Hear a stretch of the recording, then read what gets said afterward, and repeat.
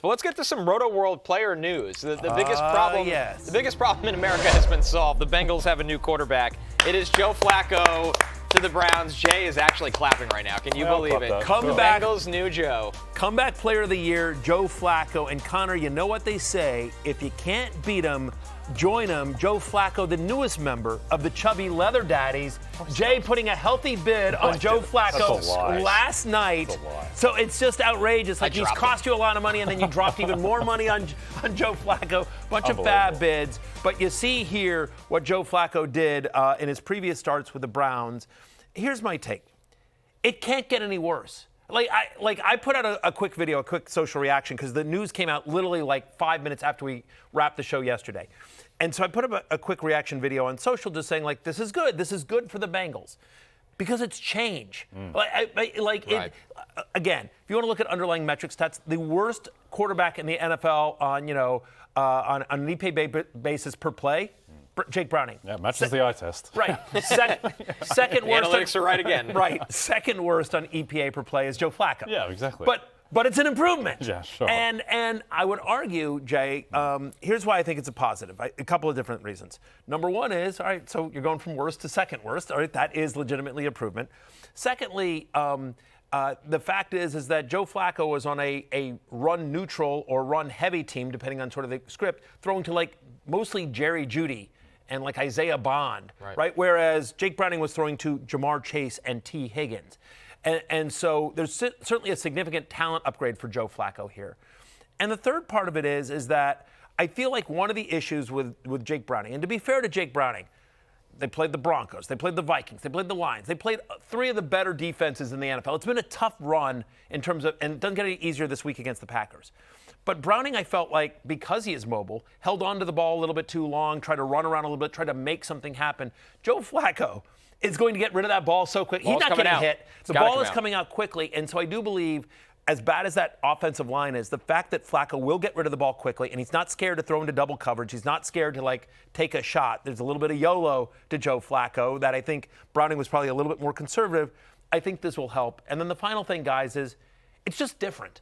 Like, it's clearly not working. And so, like, just variance, Jay, I feel like helps this out. Yeah, no, I think that's a reasonable take. I think that Jake Browning, he was just seeing ghosts out there by the end. He was like, I can't remember, who's the starting quarterback who keeps Jamie Foxx on? No, who keeps Jamie Foxx on the bench in any given Sunday. He's like that, the old quarterback, the starter, who's just like, doesn't know what's going on anymore. So Jake Browning, I think you couldn't trot him out there again. It was Dennis Quaid. Yeah, exactly. It's Dennis Quaid. Very He's basically old Dennis Quaid. Quarterback, yes.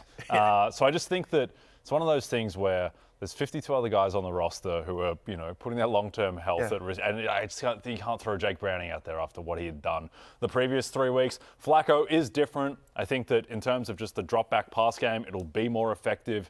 He's shown, and you can hope that he can create the kind of connection with Jamar Chase or T. Higgins that he had with Amari Cooper when he was in Cleveland a couple of years ago. So there's upside there. The problem is, Connor, is that, like, how long is he going to last behind this offensive line? That's what everybody has to be concerned about. I saw somebody, I think it was Louis Garcia in our chat, said he's going to be jogging for his life. I thought that was quite good. Sauntering for his life. Yeah. Right, this line's been really bad. Moseying for his life. It's been really, really bad. You just hope that, as Matthew said, with the average time to throw, hopefully getting a little better here and getting not just quick game going, but getting the ball out to Chase. Notably Chase. Higgins, we'll see if he gets some of the YOLO balls that you hope for Higgins, but I think Chase is where that factors in the most. Just because, listen, he has deep speed. Flacco can still throw the deep ball, and like we always, the joke is that Jamar Chase always open, right? Like he's saying, like I'm always open. Right. So even when Jamar Chase has somebody draped all over him, he can come down with the ball. Like the first touchdown catch last week, he was literally in triple coverage and somehow came down with the ball and on the sideline of the end zone and somehow came down with that ball in the middle of 3 defenders and got both feet down. Like, Jamar Chase is always open, and so if you're willing to chuck it to him, more often than not, he's going to come down with the ball. I think hopefully this helps hopefully this helps Chase Brown and T. Higgins just because I think the offense will be at least slightly more efficient. I think they'll potentially be in scoring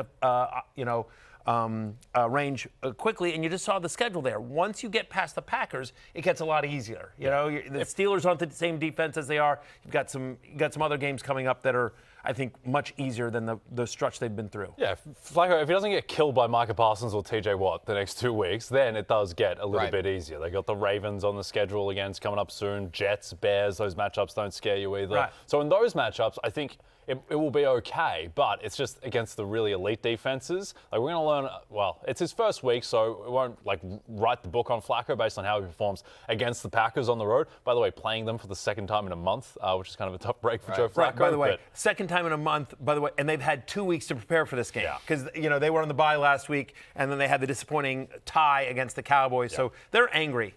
But, by the way, they beat the Packers the last time they played as well. So Joe Flacco going 2-0 against the Packers this year would be one of the most random things to happen. But very in the him. NFL. Yeah. Very, very him. Yeah, I Joe don't Flacco playing twice. I don't think this improves the run game for Chase Brown simply because this line cannot run block.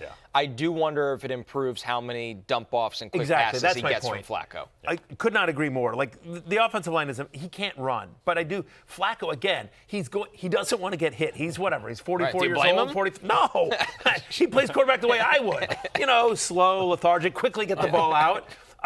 He's got a bigger arm than I do, but yes, I think a little bit, he would be. Yes, he would be quick to. He'll be quick to dump off. There'll be kind of those cheap dump offs to Chase Brown. I do think Anyway, there's always a chance that somebody gets home on him and just rings the bell. But I do think he's going to He's going to have He's going to quickly get rid of the ball. In a way that. We have not seen before. When you said Cooper Kupp yesterday, the end is near. He's sending Cooper Kupp into an early death. Now Flacco's next. No, the end is near for his elite fantasy value. Talented Mr. Roto, a.k.a. the Grim Reaper. Yes, just knocking on doors. Of all the controversial statements, of all the controversial statements that were said on yesterday's show, that's down on the list. Don't try to Mine was fair game. I'm controversial. Anyway, yes. Everyone knows Matt Brunell's stuff to know. But I am the not so slim Reaper. There's no question about that. Backup producer Pete joke. There you go. Keep it open or close it out. It's time to answer some start-sit scenarios. Can I give you one? Well, that's one less thing on Flacco. Yes. One last thing. I will say that I do think there is going to be general optimism around just the idea of Joe Flacco of replacing Jake Browning. So I think if you have one of those guys and you can get a reasonable offer for any three of those guys because of the promise of Joe Flacco, I would do it. Because do I think Joe Flacco's an improvement over Jake Browning? Sure. Do I think he's a significant improvement? No. Probably not. And he's definitely not Joe Burrow. So again, you drafted these guys with the idea that Joe Burrow is going to be in charge of this offense. And it's been awful. Look, Chase Brown was my third-round pick, and it's helped sink my team. It's not the only reason, but it is certainly up there. When you're 0-5, there's a few reasons. Well, 1,000%. Asked and answered. No question. No, but it is, right? I mean, but Chase Brown. That George Kittle injury. That's the one. Well, that one kills. But no, my first three picks were Jaden Daniels, Derrick Henry, Chase Brown.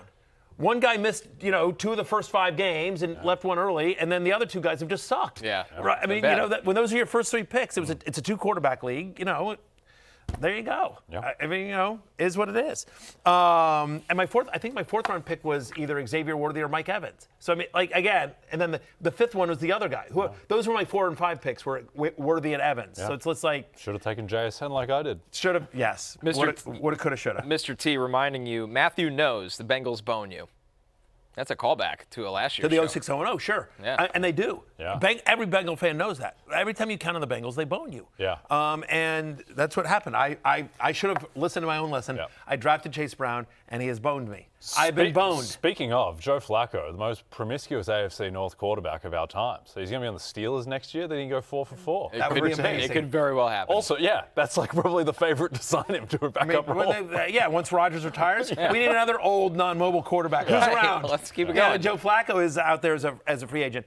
Anyway, just to finish that last thought, is that if somebody is willing to give you 75 cents on the dollar for those guys, in terms of draft day value, I would take that. Yep. Because I do think I think it's an improvement. I think if you have those guys, you're happy because anyone would be better than Jake Browning. But the promise of Flacco might be better than the reality. Agreed.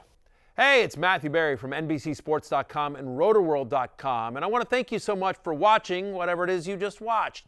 Or if nothing else, being too lazy to click out of the autoplay after this video started, after whatever it is you actually wanted to watch finished. But now that you're here, I'd like to take a moment here to ask you respectfully, respectfully now, okay? I'm asking you respectfully to subscribe to the NFL on NBC YouTube channel. You'll get the latest Roto-World fantasy news headlines, all sorts of great shows, including my own Fantasy Football Happy Hour. So go subscribe now. Again, I'm asking respectfully.